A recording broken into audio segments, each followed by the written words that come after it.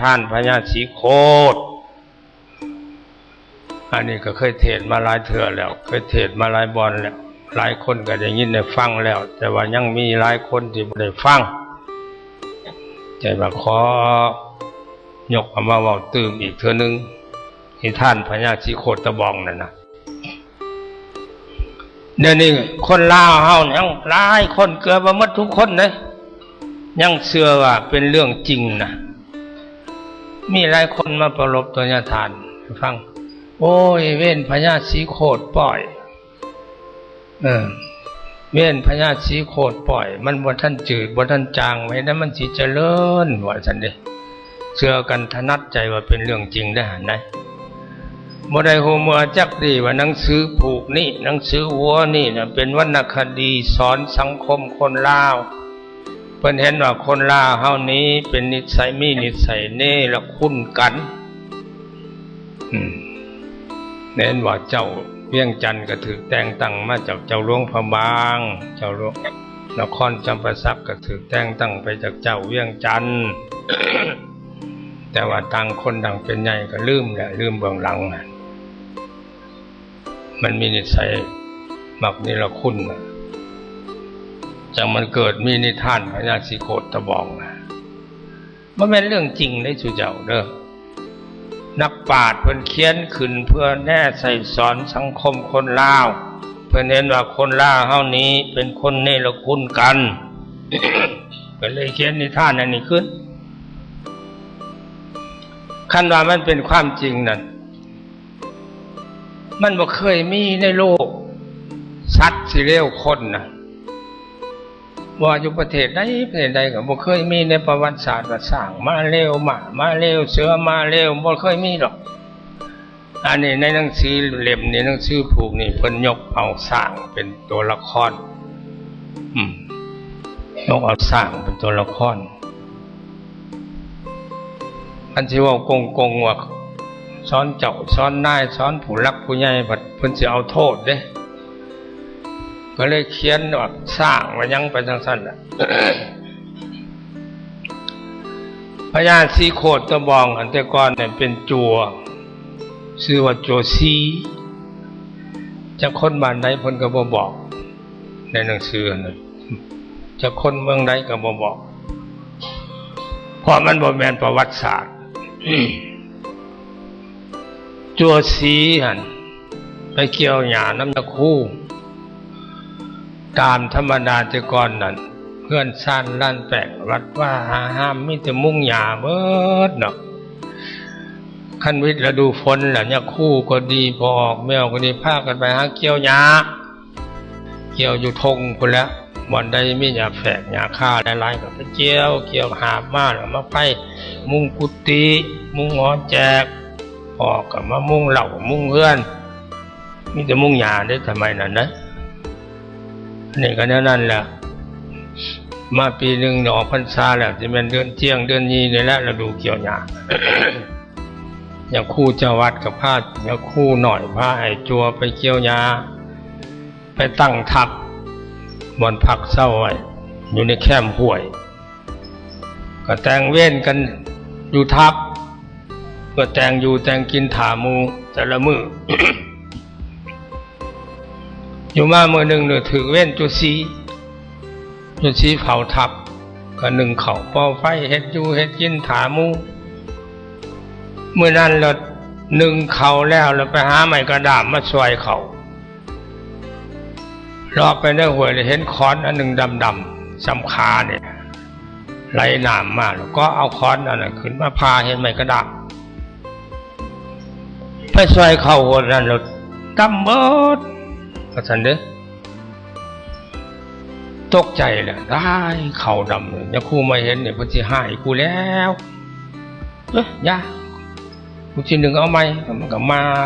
ไม้หนึ่งไม้เข่าหดมันดำเลยมันกินจุดสี่กินจนมดไม่กินมดแล้วปรากฏว่าเหือแห้งจักมันมาแต่ใส่ไม่ได้คืดย่านยังเรียกเห็นสั่งก็ทอแมวเนี่ยคึกขนองขึ้นในจิตในใจกระโดดโลดเต้นอยู่น้ำปลาน้ำบงสักขโยงโค้งเข่งขึ้นหอดปลายย่างพุ่น โอ้กูได้วิชาอาคมย้อนเข่าดำนี่แหละนี่มันดีย้อนไม่กระด้ามนี่แต่ว่านี่ก็เลยไปเก็บเอาทอนที่มันยังเรือมาถากเห็ดไม้ค้อน ถากเห็ดไม้ค้อนไว้ป้องกันตัวถากแล้วมันก็ล่องมึงได้ไม้ค้อนนั่นไม้ค้อนไม่งิ้วดำตีก็ไม้แตกก็ไม้บางใหญ่ๆแตกแรงหดปลายคุณตีก็ไม้เล็กๆน้อยหลบแล้วนี่ละนาดเฮ้อกูได้อาวุธอย่างดีแล้วนะกูบ่ยันนึ่งเขาหัวที่ซองชุกเลยมันก็ช่วยแล้วเอาใช้ติ๊บ7-8ติ๊บพุ่นแล้วเอาขึ้นไปหอยไปปลาย่างสักกระด้องขึ้นไปคงย่างชูงเป็น7 เมตร 8 เมตรพุ่นได้สักกระด้องขึ้นเอาขึ้นไปหอยพุ่นมันนี่ก็ถึงย่ามเพศแหละพวกย่าคู่ไอ้จัวจะไปเกี่ยวหญ้าพักกันมากที่กินข้าวเพศเนี่ย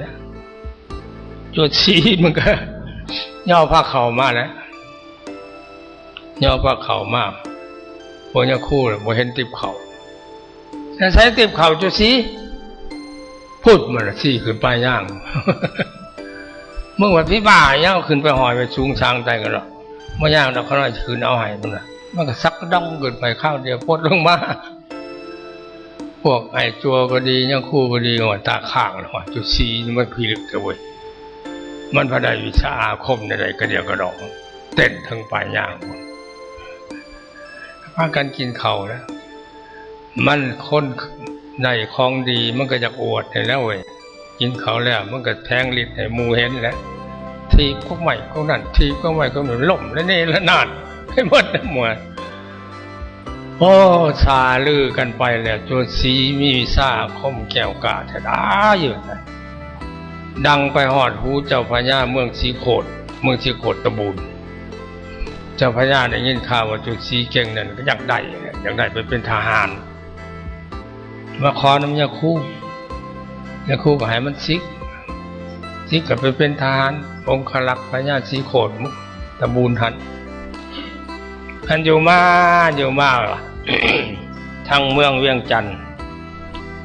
เกิดสร้างเขามาเลี้ยวสัตว์สร้างเขามาอาละวาดบาดเมืองเฮือนซ่านล้านแป้นเฮือนเล็กๆน้อยๆสร้างดึงลงมุนมีมดมันเหยียบเครื่องปลูกคล้องพังยังปราบมันก็บ่ไหวตีมันก็บ่ไหว ลังคำว่าเป็นหล่อยเป็นพันสร้างนั่นว่าสัตว์เป็นว่าได้พญาเมืองเวียงจันทร์เอาทหารไปปราบบ่ชนะสร้างก็เลย เฮ็ดประกาศออกมาให้แต่ละหัวเมืองประกาศหาคนดีที่มาปราบสร้างในประกาศของเพิ่นนั้นว่าเมืองข้าพเจ้ามีกองทัพสร้างมา5 วิเป็นปีเป็นเดือนแล้วมันก็บ่มีผู้ใดเอาชนะมันได้หากว่าผู้ใดไปปราบสร้างให้ได้ชัยชนะข้าพเจ้าสิแบ่งเมืองให้กินครึ่งหนึ่งและสิมอบลูกสาวให้เป็นเมียอีกลูกสาวเพิ่นชื่อว่านางเขียวครอบว่าจังได๋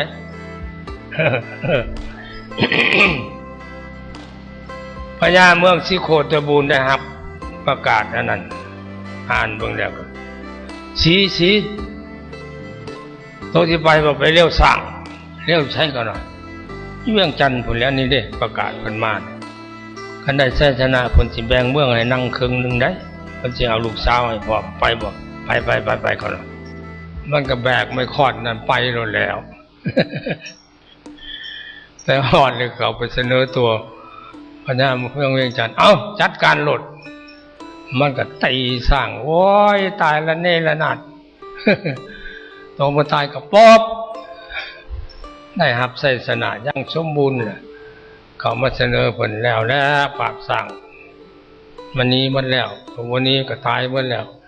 พญาเมืองเวียงใจก็ดีอกดีใจกับปฏิบัติตามสัญญาที่ได้ประกาศนั่นแหละก็เลยยกฐานะขึ้นเป็นพญาใช้ชื่อว่าพญาสีโคตรบอกก็มอบลูกสาวให้เป็นมเหสี ก็แบ่งเมืองให้นั่งครึ่งหนึ่งสิเป็นทั้งไต่หรือทั้งเนื้อก็บ่เว้านะในหนังสือก็ไปนั่งเมืองทั้งข้างหนึ่งกันอยู่มาเสนาหน่อยใหญ่ทั้งหลายผู้คิดอิจฉาตาห่อนก็มีแล้วเขาไปยุไปแย่พญาว่าโอ้ลูกเขยของพระองค์เนี่ยมันเก่งกล้าสามารถวิชาอาคมมันก็โอ้ยบ่มีผู้ใดสู้มันได้นะหาลังเถื่อมันคิดกบฏคดเหลี่ยวมันอยากสังโขบโหบเต็งเอาเมืองก็ได้นะให้สิไปสู้มันได้มันก็หูเบาเอาใหญ่แม่นได้น้อยมันก็แม่นเล่นฉันเห็นอะไรกำจัดมันซะฉันเด้กำจัดมันจะเอายังกำจัดมันเก่งวิชาคมมันเก่ง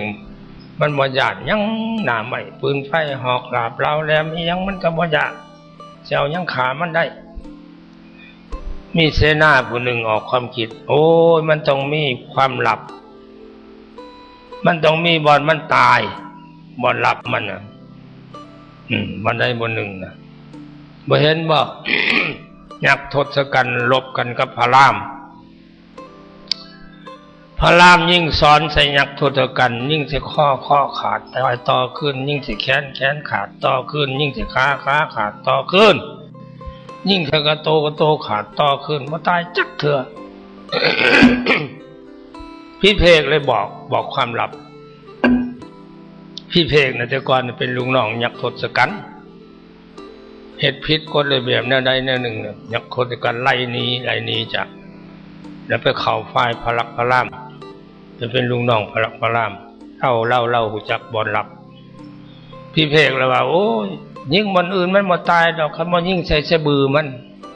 บ่อนตายมันอยู่ในสะบือหั่นพระรามก็เลยยิ่งสอนใส่สะบือยักษ์ทศกัณฐ์จังได้ตายอันนี้ก็คือกันนะมันต้องมีบ่อนลับบ่อนมันสิตาย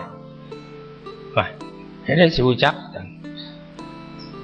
นี่จะไปถามมันเดี๋ยวมันสิบอกรู้จักโอ้ยสิย่างเว้ยลูกสาวพระย่าดิเมียมัน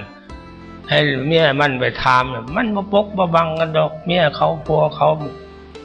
แม่นลูกสาวมานั่งเขียวขอบถามผัวโตบึงดูเขียวขอบผัวโตมันเก่งกระเดียกระดอนนี่คันแม่นเขาสิขามันด้วยสตาอาวุธหน้าไม้ปืนไฟมันสิตายอยู่บ่ทั้งลูกสาวก็บ่จักว่าเลขคนอีหยังของพ่อก็คือว่าพ่อถามธรรมดาไปก็ถามแล้วถามผัวตัวอ้ายท่านแม่มีคนพิขาอ้ายด้วยสตาอาวุธหน้าไม้ปืนไฟสิตายอยู่บ่เฮ้ยเฮาบ่อยากสิขาด้วยชะตาอาวุธหน้าไม้ปืนไฟเฮาบ่อยากเรียนไว้แต่แท่งหู้เก่าน่ะบอกเขาเลยได้ก็ไปบอกให้พ่อฟังฮู้แล้ววันมันตายแท่งหู้เก่าจะปรึกษาหารือกันกับพวกเสนาคามหาดและฮู้แล้ววันลับมันเห็นอะไรบ่ยากเห็นหนังสือเชิญมันมาให้มันมาเยี่ยมมายามจัดสถานที่ต้อนรับพิเศษให้มันบ่ให้มันมานอนโฮมโฮงเฮาให้มันนอนหอโฮงพิเศษกับเมียมันเมียมันกับให้มานอนน้ำพ่อน้ำแม่ไปแล้วเรื่องลังเถื่อยันแม่เขาไปขี่ก่อนเด้ก็ให้เขาเฮ็ดห้องน้ำเฮ็ดวิททายวิทปล่อยตะกี้มันบ่แม่นวิทคือกูมือทายลงไปก็จมก็ตกปุ๊บลงหันให้หมอธนูหนาใหม่มาห่างหาวใส่ในบอนขี่หันทอดมือแล้วก็มาแล้วมายามพระเฒ่าก็ให้นอนในหอในห้องพิเศษที่จัดไว้หันนะ พอปวดท้องทายแล้วเขาไปทายแล้วลูกหาวชัดเจี๊ยบขึ้นว่ารีบเขาขี่รถเขามาคือแน่ตายแท้ตัว จังหูเมื่อว่าโอ้ยกูถึงเลขคนพ่อเฒ่าพี่ขากูแล้วก็เลยเขียบคมอมฝาดก็ปล่อยแซงแบงเว้นแล้วบัดนี้ พญาเมืองอันนี้มันบ่ซื่อบ่สัตย์ตัวกูมันบ่เห็นบุญเห็นคุณกูมันเนรคุณกูสิสาบแช่งให้มันหลบมันจมอยู่นี้เมืองเวียงจันทน์นี้บ่อยมันหุงมันเฮืองจักเทื่อบ่อยมันเจริญจักเทื่อก็แม่นสิหุงเฮืองก็หุงเฮืองพ่อสู่สร้างพระภูพ่อโชงูแลบลิ้นพญาสิโคตรปล่อยแล้วก็ลงเรือให้เขาเอาเรือมาส่งเมืองสิโคตรบุญลองเรือมาตายอยู่นี้อาจารย์เห็นไหมไม่ออกเชื่ออยู่บ่ฮะเชื่อนั่นแหละขอจะว่าฟังเทศฟังให้มันเป็นแม่เว้ยฟังบ่เป็นก็ลงไปตามนิทานจุดหมายปลายทางนิทานอันนี้เด้อเพิ่นเขียนขึ้นเพื่อสั่งสอนสังคมคนลาวเพิ่นจะว่าแจ้งว่าแปลนว่าคันสู้เจ้ายังเนรคุณกันอยู่จังซี่บ้านเมืองสู้เจ้าบ่หุงบ่เฮืองจักเถื่อเด้อคันหุงก็หุงพ่อจะสั่งพระภูพ่อสูงูแลบลิ้นหั่นแล้วคันสู้เจ้ายังเนรคุณกันอยู่จังซี่ได้เพิ่นจะว่าแน่นั้นแต่คันสิว่าแน่นี่มันถึงสิแตะต้องต่ออำนาจปกครองย่านอำนาจปกครองน่ะบาปไม่ใส่โทษจับคุมขังเขียนเป็นนิทานเกินจุดหมายปลายทางหนังสืออันนี้แม่นแน่ใช่แนวนั้นแต่ถึงปันนั้นคนลาวเฮายังบ่ได้รู้สึกได้ว่าหนังสืออันนี้สอนเพิ่นได้ยังไปเชื่อว่ามันแม่นอีหลีไปโอ้ยบาปเวรพญาสิโคตรปล่อยมันบ่เม็ดความสาบความแซงเนี่ยมันบ่เจริญดอกยังว่าอยู่ได้ แต่มันบ่มีดอกโตจริงมันนั่นเขาเขียนเป็นนิยายสอนสังคมเป็นยังมันจังเขียนขึ้นก็ย้อนคือดังว่าแหละเพิ่นเห็นนิสัยคนลาวมักเนรคุณกันให้ดีคนทุกข์คนยากคนสั่นต่ำสั่นต้อยนี่แห้งถึกมองขวามถึกมองกายถึงแม้นว่ามันสิเฮ็ดคุณงามความดีหลายปานใดก็บ่เห็นความสำคัญจักดีนะคนลาวเฮานี่มีนิสัยมีนิสัยตามคติสุภาษิตโบราณว่าคันย่างตามหลังผู้ใหญ่มาบ่เฮาก็เลยถือกติอันนี้คันผู้เล็กผู้น้อยเห็นว่าอยากเห็นดีนำแลยังเท่ากับมือนี่แหละยังติดอยู่นั่นน่ะคันประชาชนเฮ็ดงานนั่นงานนี่เป็นยกตัวอย่างว่าโรงเรียนนั่นเขาเจ้าเฮ็ดบุญหารายได้ได้เชิญเจ้าเชิญนายเฮ็ดหนังสือเชิญเป็นลายลักษณ์อักษรก็บ่มีผู้ไปได้มองขวามองกายคุณค่าของคนทุกคนยากคันว่าผู้หังผู้มีอำนาจวาสนาเป้าหล่นลามเลยไปมันนิสัยคนลาวบ่ดีเนี่ยเป็นอันนั้นได้จะว่าเนี่ยทานจะว่าพยายามปลุกจิตสำนึกในเรื่องหูบุญหูคุณให้แก่สังคมเนี่ยผ้าเฮ็ดเนี่ยทานองค์นั้นตายกับผ้าเฮ็ดเนี่ยทานองค์นี้ตายกับผ้าเฮ็ดก็เพื่อจะเตือนจิตสกิจใจเฮาให้ฮู้จักบุญคุณของเพิ่นแด่เพิ่นเกิดก่อนเฮาใหญ่ก่อนเฮาพาสร้างบ้านแปลงเมืองก่อนเฮาถึงบ่แม่นสิมาสร้างในเฮือนเฮาบ่มาสร้างในตารางเฮาก็เพิ่นสร้างสิ่งที่เป็นบุญเป็นคุณต่อสังคมต่อประเทศชาติสร้างอยู่ไสก็ให้ถือว่าคนผู้นั้นเป็นคนดีเป็นคนหาได้ยาก